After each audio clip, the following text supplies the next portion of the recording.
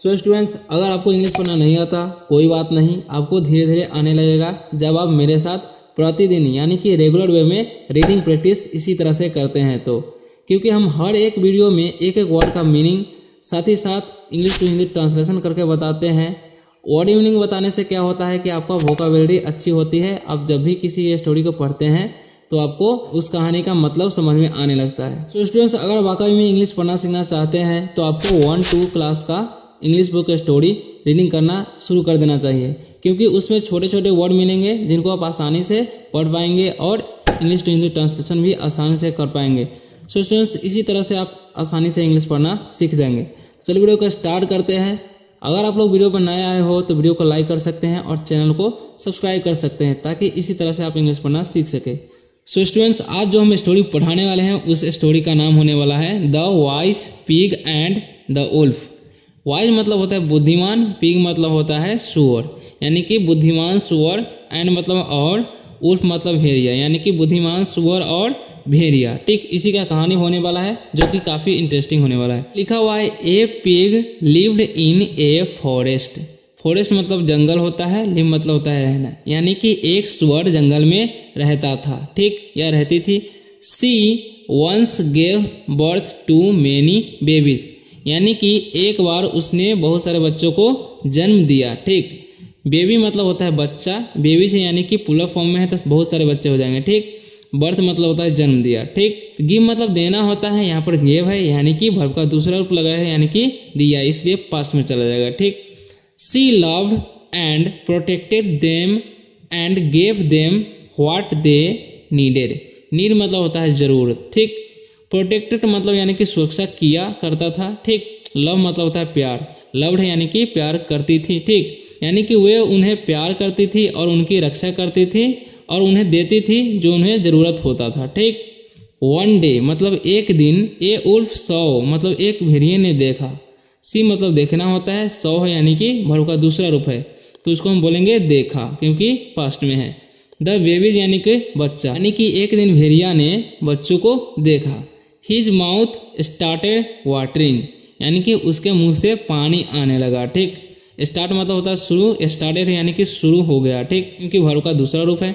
Watering यानी कि water मतलब पानी होता है, वाटरिंग यानी कि ING लगा हुआ, इसलिए हम इसको बोल सकते हैं आ रहा था। ठीक, ही वांटेड उसने चाहा, क्योंकि वांट मतलब चाहना होता है, वांटेड है यानी कि वर्ब का दूसरा रूप है तो उसको हम समझेंगे चाहा, क्योंकि ये पास्ट में है। ठीक, to eat them but could not as the mother was near by.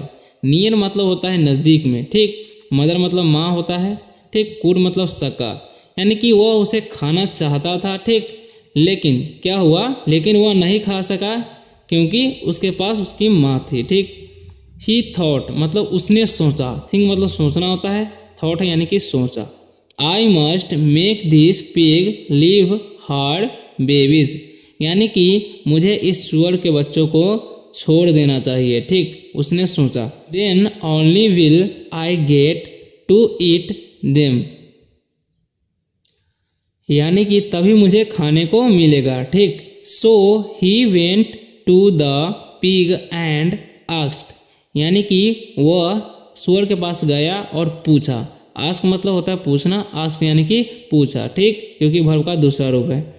यहाँ पर सो मतलब इसलिए हो जाएगा, वेंट मतलब गया, गो मतलब जाना होता है, वेंट है यानी कि वर्ब का दूसरा रूप लगा हुआ है तो यहाँ पर गया। ठीक, हाउ आर यू फीलिंग, यानी कि गया और पूछा तुम कैसे महसूस कर रहे हो। ठीक, मतलब तुम कैसे हो इस तरह से भी बोल सकते हैं। फील मतलब होता है महसूस करना, फीलिंग यानी कि कर रहा है, रही बोल सकते हैं। ठीक, you should go out and get some fresh air, यानी कि तुम्हें बाहर जाना चाहिए और अच्छी हवा लेना चाहिए। ठीक, यानी कि ताज़ा हवा लेना चाहिए। फ्रेश मतलब होता है ताज़ा, एयर मतलब होता है हवा, सम मतलब कुछ, गो आउट मतलब होता है बाहर जाना। ठीक, शुड मतलब होता है चाहिए।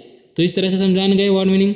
आई विल टेक केयर ऑफ, ऐसे तो टेक मतलब होता है लेना, केयर मतलब ध्यान रखना है, यानी कि जब भी टेक केयर है तो समझ लेना है कि देखभाल करना। ठीक, मतलब मैं उसकी देखभाल करूंगा। किसकी, बच्चे के बारे में बात कर रहा है। योर यंग वंस, यानी कि तुम्हारे बच्चों को देखभाल करूंगा। यंग मतलब होता है युवा, यहाँ पर अर्थ थोड़ा अलग तरीके से निकलेगा। ठीक, द पिग रिप्लाइड एंगरली, यानी कि सुअर गुस्से में उत्तर दिया। रिप्लाई मतलब होता है उत्तर देना, रिप्लाइड है यानी कि भड़का दूसरा रूप है, ठीक। एंगरली मतलब होता है गुस्से में, ठीक। I know you very well, मतलब मैं तुम्हें अच्छी तरह से जानता हूँ, ठीक। नो मतलब होता है जानना, वेरी वेल मतलब होता है अच्छी तरह से, ठीक। वेल मतलब अच्छा होता है, वेरी मतलब बहुत। Your main motive is to, मतलब तुम्हारा मुख्य उद्देश्य है। मेन मतलब मुख्य, मोटिव मतलब उद्देश्य, ठीक। इट माई चिल्ड्रेन, यानी कि मेरे बच्चों को खाने का है, ठीक। I would have been happy if you had actually come to help us, यानी कि इसका मतलब होगा अगर तुम वास्तव में मेरी मदद करना आए होते तो मुझे खुशी होती, ठीक। यहाँ पर एक्चुअली मतलब होता है दरअसल। यू आर सेल्फिश, यानी कि तुम स्वार्थी हो। सेल्फिश मतलब होता है स्वार्थी। लीव एट वंस, मतलब यहाँ पर लीव एट वंस का मतलब होगा तुरंत चले जाओ, ठीक। The wolf did not say anything and left as quickly as possible, यानी कि भेड़िए ने कुछ नहीं कहा और शांतिपूर्वक चला गया, ठीक। क्विकली मतलब होता है जल्दी से, पॉसिबल मतलब होता है संभावना, ठीक। एनीथिंग मतलब होता है मतलब कुछ होगा, ठीक। फ्रेंड्स, इसी तरह से वीडियो देखने के लिए वीडियो को लाइक कर दें और चैनल को सब्सक्राइब कर दें ताकि इसी तरह के वीडियो आपको सबसे पहले मिल सके और आप इंग्लिश पढ़ना सीख